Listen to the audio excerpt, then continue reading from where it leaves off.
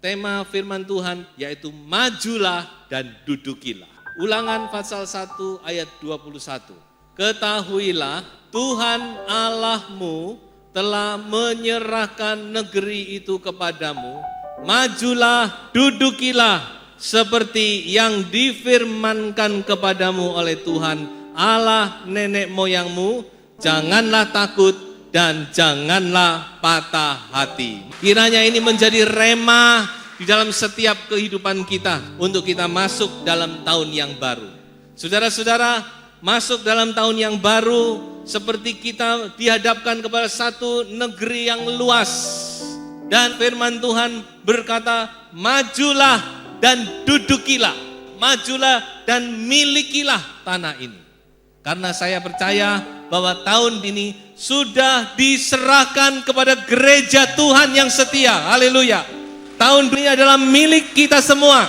Kita tidak tahu apa yang dikatakan dunia, tapi kita hanya mau tahu apa yang dikatakan firman Tuhan. Mari kita maju dan kita memiliki tahun ini, saudara-saudara. Tuhan luar biasa. Tuhan mau saudara dan saya memiliki tahun yang baru ini. Kalau kita kembali kepada firman, kita melihat kepada pengalaman bangsa Israel, Tuhan berkata maju dan duduki tanah ini. Tapi kita melihat bukan berarti lalu mereka lepas dari masalah. Bukan berarti lalu mereka tidak dihadapkan kepada tantangan, tidak dihadapkan kepada peperangan. Mereka cuma begitu saja, tidak. Tantangan tetap ada, saudara. Peperangan ada di depan. Masalah tetap ada di depan. Tetapi itu tidak menjadi persoalan. Karena Tuhan sudah berkata maju dan duduki. Artinya Tuhan menjamin bahwa Tuhan akan menolong kita di dalam kita menghadapi setiap masalah kehidupan kita. Kita tidak tahu apa yang akan diperhadapkan kepada kita pada tahun yang baru ini. Kita juga akan menghadapi peperangan, kita akan menghadapi tantangan dan berbagai macam hal. Tetapi satu hal yang saya tahu, bahwa Tuhan menyertai kita semua. Tuhan menjamin kemenangan itu, saudara-saudara. Sebab itu maju saja. Saudara tidak perlu takut, jangan gentar, jangan tawar hati, saudara-saudara. Ketika Tuhan berkata kepada bangsa Israel, maju dan duduki tanah ini. Ada dua hal kuncinya. Trust and obey. Artinya percaya dan taat. Itu saja. Tidak ada yang lain, saudara. Trust and obey. Ini yang Tuhan mau, saudara. Kita bicara dulu soal trust. Mari kita baca dahulu di dalam Ulangan pasal 9 ayat 23. Coba saudara perhatikan pengalaman bangsa Israel ini. Dan ini menjadi cermin bagi kita. Ketika Tuhan menyuruh kamu dari Kadesi Barnea dengan berfirman, majulah dan dudukilah negeri yang kuberikan kepadamu itu. Maka kamu menentang titah Tuhan Allahmu, kamu tidak percaya kepadanya dan tidak mendengarkan suaranya. Problem utama dan problem pertama dari gereja Tuhan, tidak percaya. So itu kita melihat banyak anak Tuhan yang setia, yang melayani Tuhan, tetapi tidak menikmati janji-janji Tuhan. Karena apa? Tidak percaya. Tuhan cuma berkata, maju dan duduki, percaya, trust me, percaya kepadaku. Trust, saudara-saudara, ini penting. Trust itu punya arti kita mempercayai. Trust itu artinya lebih kuat dari belief.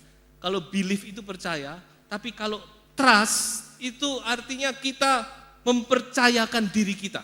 Kita menyerah, kita mempersilahkan. Jadi kita benar-benar percaya penuh kepada Tuhan. Tidak ragu-ragu. Ini yang Tuhan mau, saudara-saudara. Banyak kali kita percaya cuma sampai di belief. Kita tidak trust. Percaya, memang percaya. Tapi Tuhan mau trust me. Tuhan berbicara kepada gereja Tuhan, trust me. Percaya kepadaku. dalam menghadapi segala sesuatu di tahun yang baru, ingat, trust me. Tuhan mau saudara kita sungguh-sungguh mempercayai janji Tuhan, mempercayai Tuhan dalam kita menghadapi segala sesuatu. Dan saudara akan lihat bagaimana Tuhan akan nyatakan pertolongannya. Yohanes 14 ayat 1, Yesus berkata, percayalah kepada Allah, percayalah juga kepadaku. Percayalah kepada Allah, tapi percayalah juga kepadaku. Yesus berkata, percayalah kepadaku. Trust Jesus. Yohanes 20 ayat 27, Yesus berkata kepada Thomas, jangan kamu tidak percaya lagi, melainkan percayalah. Jangan kamu tidak percaya lagi. Mungkin waktu-waktu yang lalu kadang-kadang kita bisa meragukan Tuhan, saudara. Kita ragu kepada firman, kita ragu kepada janji Tuhan. Tetapi Tuhan berkata, jangan kamu tidak percaya lagi, melainkan percayalah. Kunci yang pertama. Saya teringat di dalam cerita Alkitab perwira Kapernaum. Ini adalah teladan bagi kita, saudara. Apa yang dia katakan, katakan sepatah kata, maka hambaku akan sembuh. Sepatah kata, saudara perhatikan ini, sepatah kata. Kalau kita sungguh-sungguh percaya, maka sepatah kata dari Tuhan itu cukup, tidak usah banyak-banyak. Sepatah kata dari Tuhan itu cukup untuk kita melewati sepanjang tahun, bahkan sepanjang umur hidup kita. Perwira itu cuma minta sepatah kata, tidak usah banyak-banyak. Tapi saudara-saudara, kalau kita percaya sepatah kata itu sudah cukup untuk menolong kita. Dan kita akan memiliki tahun ini, saudara-saudara. Ada beberapa ayat lagi yang akan saya sampaikan. Kisah 27 ayat 25, bagaimana Paulus mempercayai Tuhannya. Kisah 27-25, sebab itu tabahkanlah hatimu saudara-saudara, karena aku percaya kepada Allah bahwa semuanya pasti terjadi sama seperti yang dinyatakan kepadaku. Ini perkataan Paulus, yang menguatkan orang-orang yang di dalam kapal yang saat itu terombang-ambing dan tidak punya lagi pengharapan. Dia berkata, jangan gentar, jangan takut, tabah, karena aku percaya bahwa segala sesuatu akan terjadi seperti yang dinyatakan kepadaku. Jadi Paulus benar-benar menaruh kepercayaannya kepada Allah. Satu ayat lagi, 2 Timotius pasal 1 ayat 12. Itulah sebabnya aku menderita semuanya ini, tetapi aku tidak malu, karena aku tahu kepada siapa aku percaya. For I know the one in whom I have put my trust. Karena aku tahu siapa orangnya, siapa dia yang aku taruh kepercayaanku. Aku tahu kepada siapa aku percaya, dan aku yakin bahwa dia berkuasa memeliharakan apa yang telah dipercayakannya kepadaku hingga pada hari Tuhan. Inilah saudara-saudara pernyataan dari Rasul Paulus. Aku tahu kepada siapa aku percaya. Saudara-saudara, kita juga harus tahu siapa yang kita percayai ini, saudara-saudara. Siapa Tuhan kita ini. Maka saudara-saudara, kita tidak akan gentar. Kita akan mempercayakan sepenuhnya kehidupan kita di tahun yang baru ini. Salah satunya saya ingat Mazmur 23, dikatakan bahwa Tuhan itu adalah gembala yang baik. Sebab itu aku tak akan kekurangan sesuatu pun yang baik. Kita melangkah, kita dipimpin oleh seorang gembala yang baik. Sebab itu kita bisa mempercayakan sepenuhnya kehidupan kita kepada Tuhan. Jadi saudara-saudara, trust, percaya kepada Tuhan. Dan yang kedua adalah obey. Obey itu artinya taat. Taat di sini punya beberapa pengertian. Yang pertama yaitu kita melakukan apa yang Tuhan perintahkan. Di mana ada trust, di situ pasti ada obey. Itu dengan sendirinya, saudara. Mengapa orang tidak taat? Karena dia tidak percaya kepada perkataan Tuhan. Tidak percaya. Coba orang yang sakit, kalau dia percaya, omongannya dokter A, B, dia lakukan. Tapi kalau dia tidak percaya, dia tidak akan lakukan. Resepnya aja nggak akan dibelikan. Jadi kenapa kita melakukan firman? Karena kita trust the Lord. Maka kita obey. Kita melakukan apa yang Tuhan perintahkan. Taat itu berarti kita berjalan menurut pimpinan Tuhan. Sepanjang tahun yang baru ini, saudara-saudara, ingat bahwa gembala yang baik itu adalah gembala yang memimpin domba-dombanya. Saudara tidak perlu takut, saudara tidak perlu gentar, tidak perlu ragu. Karena jelas dikatakan, dia membimbing aku, dia membawa aku. Jadi saudara-saudara, pimpinan Tuhan itu nyata dalam hidup kita. Pasti, gembala itu pasti akan membimbing kita, saudara-saudara. Setiap langkah kita. Kewajiban kita cuma berjalan menurut pimpinannya. Tidak ada yang lain. Jadi tidak ada ceritanya Tuhan itu tidak memimpin. Tidak ada ceritanya. Kadang-kadang ada orang yang bingung bagaimana pimpinan Tuhan. Saudara mau tahu ya datang kepada Tuhan. Pimpinan Tuhan itu jelas. Mazmur 23 bagaimana perkataan-perkataan Raja Daud dikatakan, dia membaringkan aku, dia membimbing aku, ia menuntun aku. Oh, jelas ini. Ia membimbing, ia menuntun. Jadi saudara-saudara, Tuhan itu adalah Tuhan yang memimpin langkah kehidupan anak-anaknya. Tanggung jawab kita, kewajiban kita adalah obey, berjalan menurut pimpinan Tuhan. Makanya kita harus dekat sama Tuhan. Kalau mau tahu, kalau mau mengerti, kalau mau peka kepada pimpinan Tuhan, ya kita harus dekat. Nanti saudara tahu pimpinan Tuhan. Salah jalan tidak apa-apa. Kalau kita dekat sama Tuhan, nanti Tuhan akan meluruskan langkah kita. Amsal, akui dia dalam segala jalanmu, maka ia akan meluruskan langkahmu. Jadi kita bisa salah.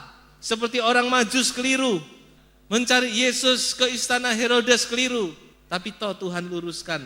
Akhirnya dia ketemu dengan Yesus. Itu langkah orang percaya, saudara. Jadi saudara tidak perlu takut. Yang penting saudara mau dipimpin oleh gembala yang baik. Lalu taat itu berarti juga kita mau maju, saudara-saudara. Maju untuk menduduki tanah. Maju untuk memiliki tanah. Maju untuk menerima berkat-berkat daripada Tuhan. Tidak bermalas-malasan. Maju, saudara-saudara. Jangan seperti bangsa Israel, ayo maju, enggak maju-maju, saudara-saudara.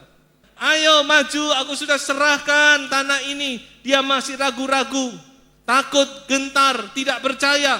Ya, tidak bisa mendapat apa-apa. Jadi taat itu artinya maju, kita mau maju, saudara.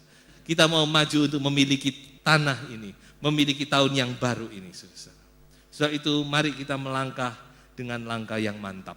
Jangan gentar, jangan ragu-ragu, tetapi maju melangkah di tahun yang baru dengan langkah yang mantap. Tahun baru, saya ada beberapa perkataan di sini. Tahun baru itu adalah sebuah kesempatan yang baru untuk kita mengalami berkat-berkat Tuhan. Jadi tahun baru itu saudara-saudara berarti kita punya satu kesempatan yang baru lagi untuk kita mengalami berkat dan anugerah Tuhan. Tahun baru adalah sebuah pengharapan yang baru. Karena dikatakan yang lama sudah berlalu, yang baru sudah terbit. Dan tahun baru adalah sebuah pengalaman hidup yang baru bersama Tuhan. Di tahun yang baru ini, kita akan mendapat pengalaman-pengalaman yang baru bersama Tuhan. Kita akan bertemu dengan orang-orang yang baru. Ada tugas-tugas yang baru yang Tuhan bebankan. Oh saudara, ini satu hal yang sangat indah menanti saudara-saudara. Sebab itu hadapi tahun yang baru ini dengan satu sukacita. Dan sebagai ayat terakhir, mari kita baca Wahyu pasal 1 ayat 17. Saudara perhatikan di sini ada satu kata, dikatakan demikian. Kalimat terakhir perkataan Yesus, jangan takut, aku adalah yang awal dan yang akhir. Sekali lagi, jangan takut, aku adalah yang awal dan yang akhir. Haleluya. Tuhan adalah Tuhan masa lalu, Tuhan masa kini, dan juga Tuhan masa yang akan datang.